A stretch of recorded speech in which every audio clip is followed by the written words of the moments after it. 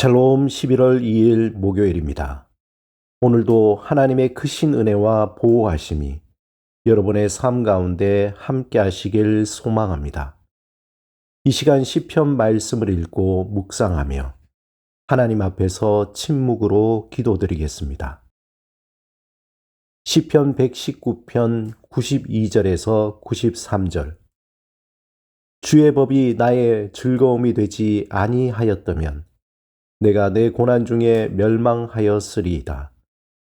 내가 주의 법도들을 영원히 잊지 아니하오니 주께서 이것들 때문에 나를 살게 하심이니이다.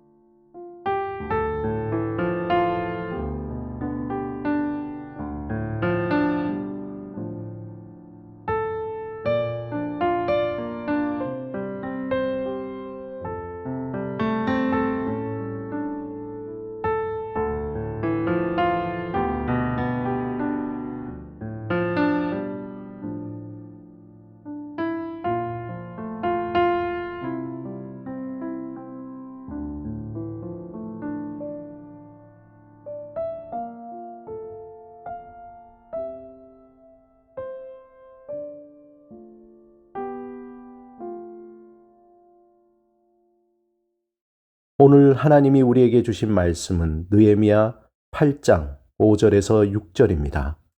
함께 말씀을 읽고 우리에게 들려주시는 하나님의 음성을 듣겠습니다. 에스라가 모든 백성 위에 서서 그들 목전에 책을 펴니 책을 펼 때에 모든 백성이 일어서니라. 에스라가 위대하신 하나님 여호와를 송축하며 모든 백성이 손을 들고 아멘 아멘 하고 응답하고 몸을 굽혀 얼굴을 땅에 대고 여호와께 경배하니라. 독일에서 마틴 루터를 중심으로 종교개혁의 횃불이 번져갈 때에 스위스에서는 좀 더 급진적인 종교개혁의 불길이 일어나고 있었습니다. 그 중심에 성직자이지만 애국자요 성서의 말씀을 그대로 실천하려 했던 한 사람이 있었습니다. 그는 루터와 함께 종교개혁의 양대 산맥으로 스위스 종교개혁의 선두에서 용맹하게 오직 말씀을 외쳤던 울리히 쯔빙글리입니다. 쯔빙글리는 알프스 산맥의 산골 마을 토겐부르크에서 출생했습니다. 그의 아버지는 대대로 불악의 촌장을 역임해왔으며 외할아버지는 로마 가톨릭 교회 사제였습니다. 쯔빙글리는 베제는의 학장으로 취임한 삼촌에게 신학교육을 받았는데 삼촌은 새로운 학문주류인 인문주의를 받아들여 조카에게 전수해 줍니다. 그럼으로써 자신의 역할을 충실하게 감당했습니다. 쯔빙글리는 그가 10살 때에 바젤에서 라틴어 문법과 음악 그리고 변증학 그리고 1498년에는 베른 대학에서 스위스 종교개혁의 기수로 알려진 아니 벨프린에게 학문을 배웠습니다. 이후 1500년부터 2년 동안 비엔나로 옮겨 황제 막시밀리안 1세의 보호 아래 학문 활동을 하게 되었습니다. 1502년에 바젤로 돌아와서 성 마틴 대학에서 라틴어를 배우고 1506년에는 문학 석사와 신학 석사 학위를 취득합니다. 쯔빙글리의 인생에서 새로운 전기를 맞이하는 사건이 있었습니다. 그는 용병대대의 종군 사제로 마리냐노 전투에 참전을 하게 됩니다. 스위스는 당시 강대국에 용병을 공급하며 큰 수입을 올리고 있었습니다. 당시 제후들끼리 서로 말하기를 할 수 있으면 스위스 용병을 많이 쓰라. 그러면 전쟁에서 승리할 것이다. 이렇게 말할 정도로 스위스 용병들은 뛰어난 전투력을 가졌습니다. 스위스는 산악지형이므로 농업과 공업에서 불리하였고 더구나 강대국의 틈바구니에 프랑스, 독일, 오스트리아, 이탈리아의 사이에 불안한 안보를 유지하고 있었습니다. 그러다 보니 인적 자원을 수출하여 생계를 유지하게 되었고 그것이 바로 유명한 스위스 용병이었습니다. 프랑스의 시민혁명 때 루이 16세를 목숨을 바쳐 지켰다든지 교황청에 있는 바티칸을 구했다든지 하는 용맹한 스위스 용병에 관한 이야기들은 널리 알려졌습니다. 스위스 용병들은 프랑스 혁명과 바티칸 사수전에서 전멸을 당하는 위험에서도 끝까지 목숨을 바쳐 싸우며 유럽 최고의 용병으로 인정받았던 것입니다. 그런데 쯔빙글리는 스위스 용병 1만 명이 프랑스군의 포탄에 죽어가는 참상을 목격하고는 붕괴하여 이런 무모한 희생이 없어져야 한다고 생각했던 것입니다. 그리고는 용병제 반대를 외치게 되었습니다. 한마디로 그는 애국자로서 진정 국가를 위한 것이 무엇인지 직면하게 된 것입니다. 쯔빙글리는 개혁 초기에 루터에 버금갈 만큼 강력한 이미지의 종교개혁자는 아니었습니다. 그는 오로지 국가를 생각하는 애국자이면서 한편 오직 성경 말씀대로 살아가려는 지극히 도덕적이고 윤리적인 성직자였습니다. 그는 생각하기를 종교개혁은 성경 안에 있는 하나님의 말씀에 일치하는 삶이었습니다.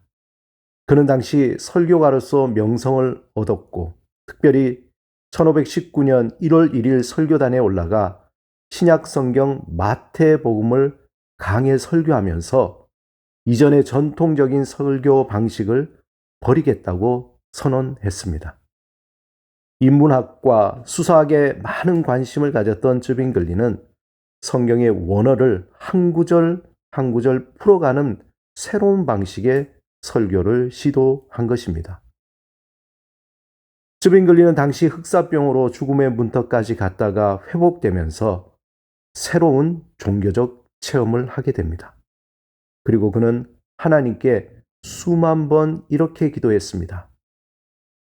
주님, 저는 당신의 그릇이니 쓰든지 깨든지 마음대로 하소서. 이후에 쯔빙글리는 급진적인 종교 개혁을 감행했습니다. 그 시작은 당시 사순절에 금기했던 소시지를 먹는 것이었습니다. 그는 성경에 말씀하지 않은 것을 금지하는 것을 거부했습니다. 그의 개혁은 과감해지고 속도도 빨라졌습니다. 그는 얼마 후에 과부와 결혼을 했고 자신의 주교에게 정식적으로 통보했습니다. 쯔빙글리는 로마의 전통인 면제부, 고해성사, 순례, 성인숭배, 수도원 생활, 그 외의 모든 것에 의심을 품었습니다. 그리고는 성경에 말씀하지 않은 것을 과감하게 거부하기 시작했습니다. 결국 1525년 4월 로마 전통에 따른 미사 예배를 철폐하게 됩니다. 부활절의 성찬식에 화려하게 올려졌던 은으로 만든 성찬기는 매우 단촐한 나무 탁자 위에 나무 그릇으로 대체되었습니다. 성찬식에서 빵과 포도주를 함께 받게 되고 가톨릭 전통의 7성례 중에서 세례와 성만찬 두 가지만 남겨두고 모두 없애버렸습니다. 결혼식은 민간의식으로 대체했고 교회 내에는 흰색 벽, 투명한 창문, 수수한 가구, 오르간이 없는 교회로 단순한 교회의 형태를 가지게 되었습니다. 특별히 쯔빙글리는 성만찬을 하나의 상징으로 기념으로 받아들였습니다. 성만찬의 빵과 포도주는 기존의 화채설이 아닌 기념설로 바꿨습니다. 말 그대로 빵은 빵이고 포도주는 포도주일 뿐이라는 것이 그의 주장이었습니다. 이러한 쯔빙글리의 종교개혁은 스위스 전역으로 퍼져나갔으나 모든 곳에서 환영받진 못했습니다. 대부분 도심 지역은 쯔빙글리 개혁을 환영했지만 산림자치주들은 개혁교회 스타일의 개혁을 원치 않았습니다. 그들은 로마 가톨릭 교회 측과 동맹을 맺고 반대했던 것입니다. 그러자 개신교 자치주에서는 산림자치주의 생활 필수품을 공급하지 않기로 결정합니다. 이것이 문제가 되어 산림자치주와 전쟁을 치르는 결과를 낳게 됩니다. 1531년 산림자치주는 8천여 명의 병사로 카펠에 쳐들어왔습니다. 이 당시 쯔빙글리가 이끄는 1,500여 명의 쥐리 군대는 10월 11일 제2차 카펠 전투에서 교전을 하게 됩니다. 이때 쯔빙글리를 위시한 개신교 목사 25명과 의원 26명이 다치거나 전사하게 됩니다. 이때 크게 다쳐 쓰러진 쯔빙글리를 발견한 가톨릭 교회 측은 쯔빙글리에게 고해 성사를 하라고 요구합니다. 하지만 쯔빙글리는 그 고해 성사를 거부하게 되고 그런 거부한 쯔빙글리의 시신을 4등분으로 나누어 처참하게 죽였습니다. 그들은 쯔빙글리의 시체를 조각내어 불태우고 그 죄를 공중에 뿌리면서 승리를 자축하였다고 합니다. 불행하게도 쯔빙글리는 개혁을 마무리하지 못하고 47살의 나이로 하나님 품에 안기게 됩니다. 말 그대로 짧고 굵은 개혁의 삶을 살았습니다.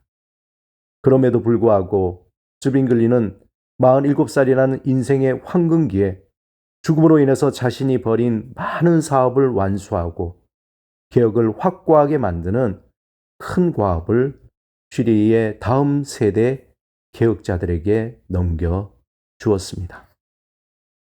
종교개혁에서 마틴 루터이든지 울리 쯔빙글리든지 그들이 공통적으로 외쳤던 한 가지가 있습니다. 바로 성경으로 돌아가라입니다. 특히 쯔빙글리는 매우 급진적으로 말씀대로 따르고 말씀대로 사는 것을 강하게 외쳤습니다. 그 말씀 안에서 죄사함이나 면죄부나 교황의 권위가 아니라 오직 예수 그리스도께서 죽으시고 부활하신 공로를 의지하는 믿음에서 온다는 것을 재발견한 것입니다. 사랑하는 여러분, 오늘 본문 에스라가 말씀을 펼쳐 읽을 때 이스라엘 백성이 송축하고 경배한 것처럼 하나님의 말씀이 진정한 말씀이 되도록 받아들여야 합니다. 쯔빙글리의 삶처럼 우리에게 주신 말씀을 말씀답게 받아들이고 삶으로 실천해야 합니다. 하나님의 살아있는 말씀이 우리 마음 깊은 곳에 스며들어 우리의 상처와 아픔과 교만과 거짓을 가르고 고치고 치유하도록 우리 자신을 내어드려야 합니다. 그 말씀을 통해서 진실로 하나님의 사람으로 세상에서 하나님의 선한 영향력을 끼치는 사람, 진실로 다른 이의 아픔에 함께하고 필요를 채워주고 그들의 상처를 싸매어주는 선한 이웃이 되길 바랍니다. 우리에게 복음으로 죄에서 자유롭게 하시며 삶의 소망을 주시는 하나님께 감사하며 하나님이 주신 자유를 방종의 기회로 삼지 않고 마음과 뜻과 정성을 다해 하나님의 뜻을 이루는 여러분이 되시길 주님의 이름으로 축원합니다. 함께 기도드리겠습니다. 주님, 주의 거룩한 말씀을 말씀되게 소중히 여기며 마음 깊은 곳에 스며들게 하소서.